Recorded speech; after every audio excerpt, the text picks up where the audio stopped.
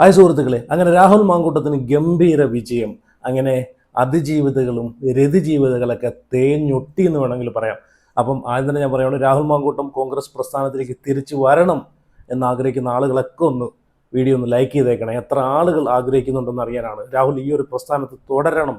കോൺഗ്രസ് പ്രസ്ഥാനത്ത് നിന്നുകൊണ്ട് തന്നെ രാഹുലിനെ പുറത്താക്കിയിട്ടുള്ള കിഴവന്മാർക്ക് ഒരു പാഠം പഠിപ്പിക്കണമെന്നാണ് എൻ്റെ ഒരു അഭിപ്രായം. ഈ ഒരു പ്രസ്ഥാനത്തിൽ തുടർന്നുകൊണ്ട് തന്നെ നാളെ ഒരു മുഖ്യമന്ത്രി കസേരയിൽ എത്തി നിൽക്കുന്ന രാഹുലിനെ കണ്ടിട്ട് ഇവനൊക്കെ ഉണ്ടല്ലോ കുരു പൊട്ടണം, അതാണ് വേണ്ടുന്നത്.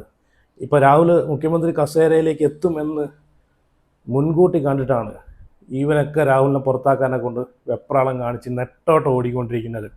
ഇപ്പോൾ എന്തായി, കോടതിയിൽ നിന്നുള്ള വിധികളൊക്കെ കണ്ടില്ലേ? എല്ലാം രാഹുലിന് അനുകൂലമായിട്ടുള്ള വിധിയാണ്. ഒരു വിധി പോലും രാഹുലിന് പ്രതികൂലമായിട്ടുള്ളൊരു വിധി നമ്മൾ കണ്ടില്ല. അപ്പം രാഹുലിനാണ് വിജയം അല്ലേ? അപ്പം അതിനെ പറ്റിയിട്ട് പറയാം. അതിന് മുമ്പ് ഞാൻ ഫെനി നൈനാൻ്റെ ഒരു പോസ്റ്റ് ഞാൻ പങ്കുവയ്ക്കാം. ഫെനി നൈനാൻ ഇത് ഒരു സുഹൃത്തെന്നൊക്കെ പറയുകയാണെങ്കിൽ ഇതുപോലെ ആയിരിക്കണം. നമ്മളൊരു ഏതൊരു അവസ്ഥയിലും നമ്മളെ കൂടെ ചങ്കായിട്ട് ഏത് സാഹചര്യത്തിലും നമ്മളെ കൂടെ നിന്ന് നമ്മളെ സപ്പോർട്ട് ചെയ്യാൻ ഇതുപോലൊരു ഒരു സുഹൃത്ത് മതി. രണ്ടും 3, 4, 10, 12 സുഹൃത്തുക്കൾ വേണമെന്നില്ല, ഒറ്റ സുഹൃത്ത് മതി. അപ്പോൾ എന്തായാലും ഫെനിക്കും ഒരു ലൈക്ക് നിങ്ങൾ കൊടുത്തേരെ. അതുപോലെ നിങ്ങളുടെ അഭിപ്രായങ്ങളൊക്കെ ഉറപ്പായിട്ട് കമൻറ്റ് ചെയ്തേക്കണേ. അതുപോലെ വീഡിയോ ആദ്യമായിട്ട് കാണുന്നവരെങ്കിൽ ഉറപ്പായിട്ടും ചാനലും കൂടെ സബ്സ്ക്രൈബ് ചെയ്ത് സപ്പോർട്ട് ചെയ്ത് ഫോളോ ചെയ്ത് വെക്കുക. അപ്പം സംഭവം എന്താണെന്ന് വെച്ച് കഴിഞ്ഞാൽ, രാഹുൽ മാങ്കൂട്ടത്തിൻ്റെ മുൻകൂർ ജാമ്യത്തിൽ സുപ്രീം കോടതി ഇടപെടില്ല. തേഞ്ഞൊട്ടി. ആര്? അതിജീവിതകൾ, ഡാഷ് ജീവിതകൾ, രതിജീവിതകൾ തേഞ്ഞൊട്ടി എന്ന് വേണമെങ്കിൽ പറയാം.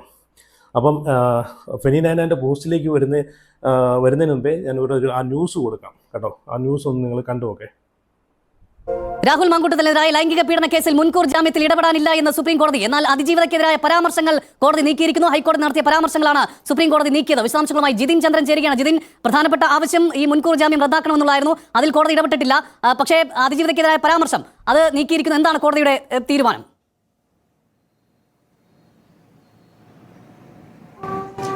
രാഹുൽ മാങ്കൂട്ടത്തിനെതിരെ ആദ്യം ബലാത്സംഗ പരാതി നൽകിയ അതിജീവിതയുടെ ഹർജിയിലാണ് ഇന്നിപ്പോൾ സുപ്രീം കോടതി ഇടപെടൽ ഉണ്ടായിരിക്കുന്നത്. ഇന്ന് പ്രധാനമായും സുപ്രീം കോടതിയിൽ ഈ അതിജീവിതയുടെ അഭിഭാഷകർ ആവശ്യപ്പെട്ടത് മുൻകൂർ ജാമ്യം നൽകിക്കൊണ്ടുള്ള ഉത്തരവിൽ ഹൈക്കോടതി ചില പരാമർശങ്ങൾ നടത്തിയിരുന്നു അതിജീവിതക്കെതിരെ. പ്രധാനമായും ഈ മുൻകൂർ ജാമ്യം നൽകിയ ഉത്തരവിലെ 4 ഖണ്ഡികകളാണ് ഈ അതിജീവിതക്കെതിരായ ഗുരുതര പരാമർശങ്ങളായി മാറിയിരുന്നത്. അത് ഈ കേസിന്റെ വിചാരണയെ തന്നെ ബാധിക്കുന്നതാണ്. ഈ കേസിന്റെ തുടർ വിചാരണയെ ബാധിക്കുന്ന ആ പരാമർശങ്ങൾ നീക്കണം എന്ന ആവശ്യമാണ് ഇന്ന് പ്രധാനമായും അതിജീവിതയുടെ അഭിഭാഷകർ സുപ്രീം കോടതിയിൽ ഉന്നയിച്ചത്. ആ ആവശ്യമാണ് സുപ്രീം കോടതി അംഗീകരിച്ചത്. ജസ്റ്റിസ് എം സുന്ദരേഷും NK സിംഗും അടങ്ങുന്ന ബെഞ്ചാണ് ഈ പരാമർശങ്ങൾ നീക്കിയിരിക്കുന്നത്. അതേസമയം തന്നെ മുൻകൂർ ജാമ്യം നൽകിയ ഹൈക്കോടതി ഉത്തരവിൽ ഇടപെടുന്നില്ല എന്നതാണ് സുപ്രീം കോടതി വ്യക്തമാക്കിയത്. അതിജീവിതയുടെ ഹർജിയിലെ പ്രധാനപ്പെട്ട ആവശ്യം മുൻകൂർ ജാമ്യം റദ്ദാക്കണം എന്നതായിരുന്നെങ്കിലും ഇന്ന് അഭിഭാഷകർ നേരിട്ട് സുപ്രീം കോടതിയിൽ ആ മുൻകൂർ ജാമ്യം റദ്ദാക്കണം എന്ന ആവശ്യം കൂടുതൽ ഉന്നയിച്ചിട്ടില്ല. ഇന്ന് പ്രധാനമായും ഈ പരാമർശങ്ങൾ നീക്കണം എന്ന കാര്യമാണ് ഉന്നയിച്ചത്. കാരണം ഈ കേസ് ഒരു തുടർ വിചാരണ ഘട്ടത്തിലേക്ക് പോകുമ്പോൾ അതിജീവിതയ്ക്ക് എതിരായി മാറാവുന്ന പരാമർശങ്ങളായിരുന്നു അതുകൊണ്ട് കേസിന്റെ മെറിറ്റ് സംബന്ധിച്ച് നോക്കുമ്പോൾ ഈ പരാമർശങ്ങൾ നീക്കുക എന്നതാണ് ഒരു തരത്തിൽ പ്രധാനപ്പെട്ട കാര്യം.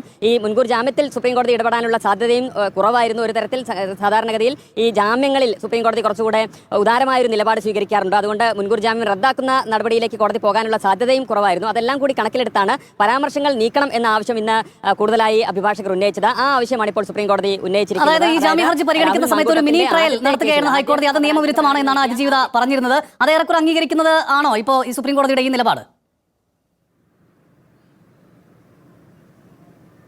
അതെ അനൂപ, ഒരു ചെറിയ വിചാരണ തന്നെ നടന്നു. ഒരു വിചാരണ കോടതി ചെയ്യുന്നത് പോലുള്ള പരാമർശങ്ങൾ അല്ലെങ്കിൽ അത്തരം നടപടികളാണ് ഹൈക്കോടതിയിൽ നിന്ന് ഉണ്ടായത്. ഒരു വിചാരണ കോടതിയുടെ പോലെ ഹൈക്കോടതി അന്ന് ഇടപെട്ടു, ഉത്തരവിൽ അത്തരം പരാമർശങ്ങൾ ഉണ്ടായി എന്നതാണ് അതിജീവിത സുപ്രീം കോടതിയിൽ ചൂണ്ടിക്കാണിച്ചത്. അത് അംഗീകരിക്കുന്ന രീതിയിൽ അല്ലെങ്കിൽ ആ വാദങ്ങൾ അനുവദിച്ചുകൊണ്ട് ആണ് സുപ്രീം കോടതി ഇപ്പോൾ ആ പരാമർശങ്ങൾ നീക്കാൻ ഉത്തരവിട്ടിരിക്കുന്നത്. അത് ഈ കേസിന്റെ തുടർ വിചാരണ നടപടികളെ അല്ലെങ്കിൽ ഈ കേസിന്റെ മുന്നോട്ട് പോക്കിനെ നോക്കുമ്പോൾ അതിജീവിതയ്ക്ക് വളരെ ആശ്വാസം നൽകുന്ന ഒരു നടപടിയാണ് ഇപ്പോൾ സുപ്രീം കോടതിയിൽ നിന്ന് ഉണ്ടായിരിക്കുന്നത്. അതായത് ആദ്യ കേസിലെ അതിജീവിതയാണ് ഈ ഹർജിയുമായി സുപ്രീം കോടതിയിൽ എത്തിയിരുന്നത്. അന്ന് രാഹുൽ മാങ്കൂട്ടത്തിന് മുൻകൂർ ജാമ്യം നൽകിയപ്പോഴാണ് ഹൈക്കോടതിയിൽ നിന്ന് 4 ഖണ്ഡികകളിലായി അതിജീവിതക്കെതിരായ പരാമർശങ്ങൾ ഉണ്ടായത്. ആ പരാമർശങ്ങളാണ് ഇപ്പോൾ സുപ്രീം കോടതി ഇടപെട്ട് നീക്കിയിരിക്കുന്നത്.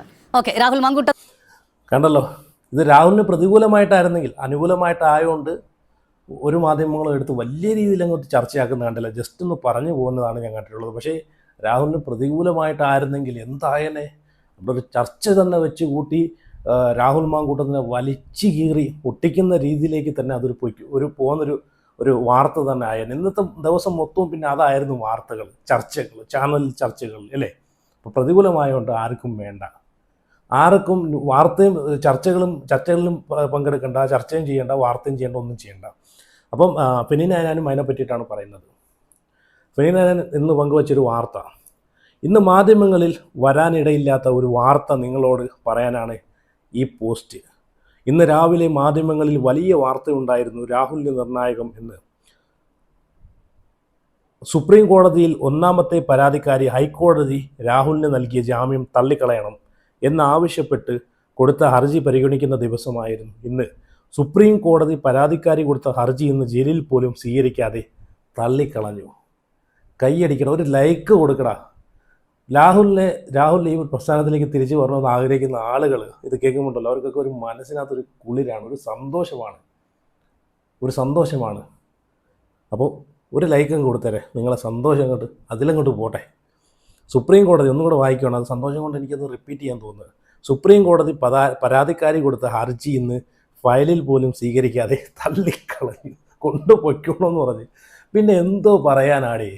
പരസ്പര ഇഷ്ടത്തോടു കൂടി സമ്മതത്തോടു കൂടി സ്വന്തം കുടുംബത്തെ സ്വന്തം കെട്ടിയവനെ ചതിച്ച് വഞ്ചിച്ചിട്ട് അവിവാഹിതനായ ഒരു ചെറുപ്പക്കാരൻ്റെ കൂടെ പോയി അവിടെ എവിടെയും പോയി എല്ലാം കടന്നിട്ട് ലാസ്റ്റ് അവനിക്ക് വില കൂടിയ വസ്തുക്കൾ, ഉടുപ്പ്, നിക്കറ്, പാൻറ്റ്, ഷൂ, വാച്ച്, ബെൽറ്റ് എല്ലാം മേടിച്ച് കൊടുത്തിട്ട് ലാസ്റ്റ് എന്നെ പീഡിപ്പിച്ചു എന്ന് പറഞ്ഞ് എന്നെ 3 വട്ടം 4 വട്ടം പീഡിപ്പിച്ചു എന്ന് പറയുന്നിടത്ത് എവിടാണ് ഇതൊരു പീഡനമായിട്ട് കണക്കാക്കാൻ സാധിക്കുന്നത്?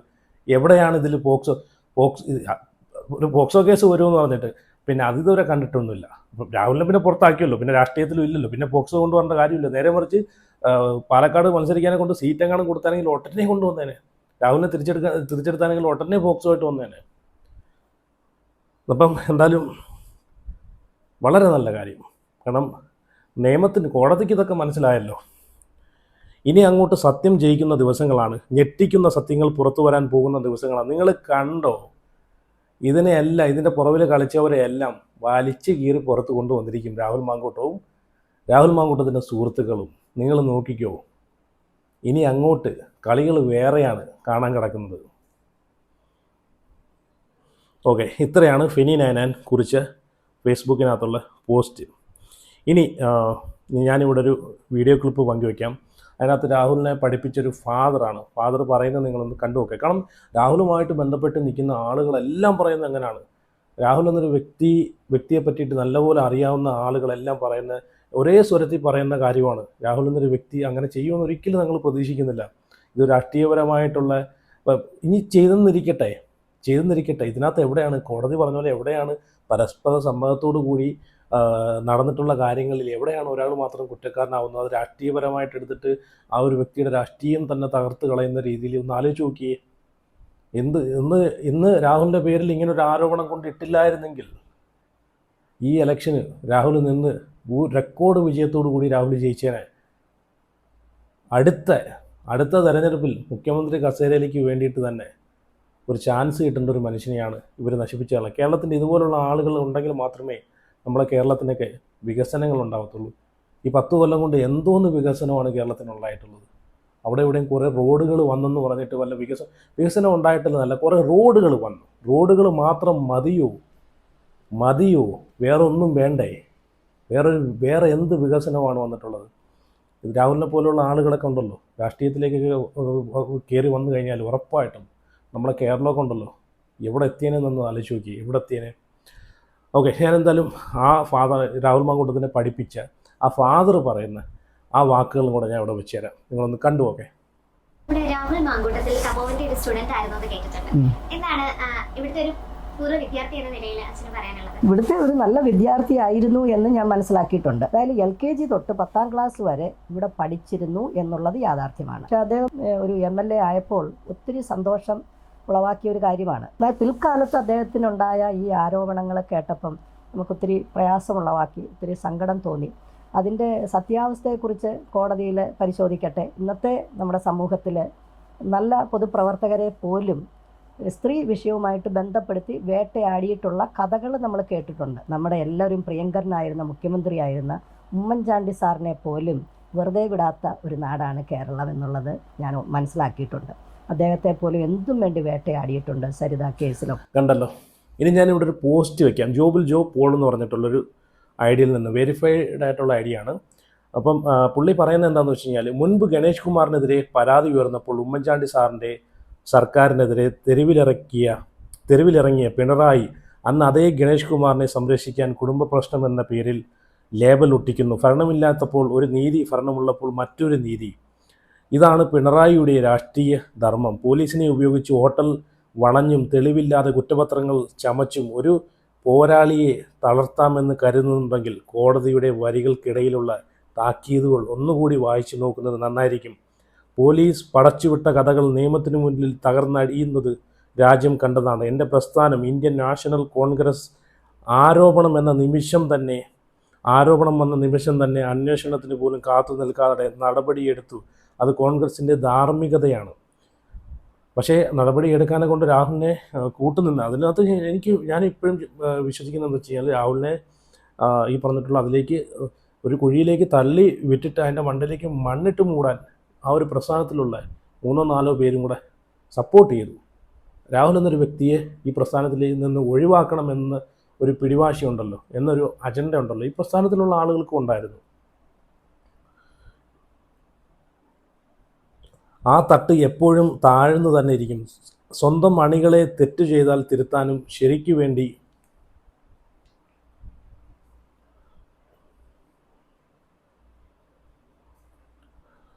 എവിടെ പോയി നമ്മൾ വായിച്ചത്, ഒരു കോള് വന്നു കേട്ടോ, അതുകൊണ്ട് സ്വന്തം അണികളെ തെറ്റ് ചെയ്താൽ തിരുത്താനും ശരിക്കു വേണ്ടി പൊരുതുമ്പോൾ ചങ്കുറപ്പോടെ കൂടെ നിൽക്കാനും പഠിപ്പിച്ചത് കെ സുധാകരനെ പോലെയുള്ള കരുത്തരായ നേതാക്കളാണ്. സുധാകരനെ കണ്ടില്ലേ? കെ സുധാകരൻ്റെ അവസാനം എന്തായി? കെ സുധാകരനെ ഒതുക്കിക്കളഞ്ഞ്. കെ സുധാകരനെ ഒതുക്കിയില്ലായിരുന്നെങ്കിൽ അടുത്ത മുഖ്യമന്ത്രി കസേര കെ സുധാകരനായനെ. നട്ടലുള്ളൊരു നേതാവായിരുന്നു കെ സുധാകരൻ. ജയിലറകൾ കാട്ടി വിരട്ടാമെന്നോ വേട്ടയാടി വളർത്താമെന്നോ കരുതണ്ട. കൊല്ലാൻ നോക്കിയാലും തളരാതെ പോരാട്ട വീര്യമുള്ള പ്രിയപ്പെട്ട രാഹുൽ മാങ്കൂട്ടത്തിന് ഈ നാടിൻ്റെ യുവത്വം കാവലുണ്ട്. വികസനം പറയാനില്ലാത്ത സർക്കാർ ഈ വിഷയങ്ങളെ രാഷ്ട്രീയ ആയുധമാക്കുമ്പോൾ വരാനിരിക്കുന്ന നിയമസഭയിൽ തിരഞ്ഞെടുപ്പിൽ ജനങ്ങൾ ഇതിന് മറുപടി നൽകുക തന്നെ ചെയ്യും.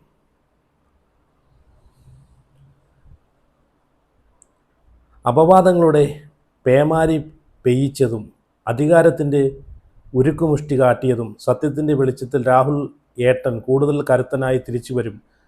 ആ പോരാട്ട വീര്യത്തിന് മുന്നിൽ അഴിമതിയുടെയും ഇരട്ടത്താപ്പിൻ്റെയും കോട്ടകൾ തകരുകയും ചെയ്യും. ഞങ്ങൾ കൂടെയുണ്ട് പോരാട്ടത്തിൻ്റെ വഴികളിൽ. Love you the moon and back അണ്ണ. ജോബിൽ ജോബ് പോൾ എഴുതിയിട്ടുള്ള മനോഹരമായിട്ടുള്ള വഴികളാണ്. പക്ഷേ ഇവിടെ ഞാൻ ഇപ്പോഴും പറയുന്നതെന്ന് വെച്ച് കഴിഞ്ഞാൽ, ഭരണവശത്ത് മാത്രം ഞാൻ കുറ്റപ്പെടുത്തത്തില്ല. കാരണം ഭരണവശത്തിനെക്കാളും രാഹുലിനെ തകർക്കണമെന്ന് ആഗ്രഹിച്ചത് പ്രതിപക്ഷത്തിരിക്കുന്ന ആളുകൾ തന്നെയാണ്. ഭരണപക്ഷം അതിനൊരു കുഴി കുത്തിയിട്ടുണ്ടെങ്കിൽ ആ കുഴിയിലേക്ക് തള്ളിയിടാൻ പുറവിൽ നിന്ന് പുഷ് ചെയ്ത് കൊടുത്തിട്ടുള്ളത് പ്രതിപക്ഷത്തിരിക്കുന്ന എല്ലാ ആളുകളൊന്നുമല്ല, ഒരു 4-5 ആളുകൾ. അവരാണ് രാഹുലിനെ, നമ്മൾ കണ്ടതല്ലേ ഈ ഒരു വിഷയം വന്ന സമയത്ത് എത്രയും പെട്ടെന്ന് തന്നെ രാഹുലിനെ പാർട്ടിയിൽ നിന്ന് പുറത്താക്കി പിണ്ടം വെച്ചിട്ട്, അയാളിനി നമ്മളെ പ്രസ്ഥാനത്തിൽ ഇല്ലല്ലോ, അയാളെ വഴി നമുക്ക് നമ്മളെ വഴി എന്ന് പറഞ്ഞു കളഞ്ഞ ആളുകളെയൊക്കെ നമുക്ക് അറിയാവുന്നതാണ് ആരൊക്കെയാണ്. അതുകൊണ്ട് ഭരണപക്ഷത്തെക്കാളും പ്രതിപക്ഷമാണ് രാഹുലിനെ തകർക്കാൻ കൂട്ടുനിന്നത്. രാഹുൽ എന്നൊരു വ്യക്തി ഈ ഒരു പ്രസ്ഥാനത്തിൽ നിന്ന് കഴിഞ്ഞാൽ രാഹുൽ എവിടെ എത്തുമെന്ന് നല്ല ബോധ്യമുള്ള ആളുകളാണ്. രാഹുലിൻ്റെ കഴിവ് കണ്ടും നിങ്ങൾ നോക്കി വളരെ തുച്ഛമായിട്ടുള്ള ദിവസങ്ങളും വർഷങ്ങളും കൊണ്ടിട്ടാണ് രാഹുൽ എന്നൊരു വ്യക്തി പാലക്കാട്ടിൻ്റെ MLA ആയത്. അപ്പം തന്നെ അയാളുടെ കഴിവ്, അയാളെ ജനങ്ങൾ എന്തുമാത്രം അംഗീകരിച്ചു എന്ന് അതിലൂടെ തന്നെ നമുക്ക് മനസ്സിലാക്കാവുന്നേ ഉള്ളൂ. വെറും 1.5 കൊല്ലം കൊണ്ട് 3 വീടുകളുടെ പണി പൂർത്തീകരിച്ച് പാവങ്ങൾക്ക് താക്കോൽദാനം കൈമാറി. 11 വീടുകളുടെ തറക്കല്ലിടിയിൽ പരിപാടികൾ കഴിഞ്ഞു.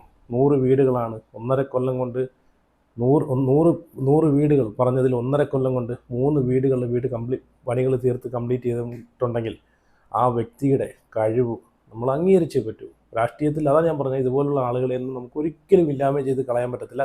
അതുകൊണ്ടാണ് ഞാനായിക്കോട്ടെ, എൻ്റെ വീഡിയോ കാണുന്ന ആളുകളായിക്കോട്ടെ, രാഹുലിനെ ഇപ്പോഴും പിന്തുണയ്ക്കുന്നതും സപ്പോർട്ട് ചെയ്യുന്നതും. ഇപ്പോൾ പാലക്കാട് സീറ്റ് കൊടുത്തില്ലെങ്കിൽ വേണ്ട, പക്ഷേ ഞാൻ പറഞ്ഞല്ലോ, പാർട്ടിയിലേക്ക് തിരിച്ചെടുക്കുന്നത് വരെ എൻ്റെ ഒരു പ്രതിഷേധം, അത് തിരിച്ച് രാഹുലിനെ പ്രസ്ഥാനത്തിലേക്ക് എടുക്കുന്നത് വരെ എൻ്റെ ഒരു പ്രതിഷേധം വീഡിയോയിലൂടെ ഞാൻ അറിയിക്കുക തന്നെ ചെയ്യും.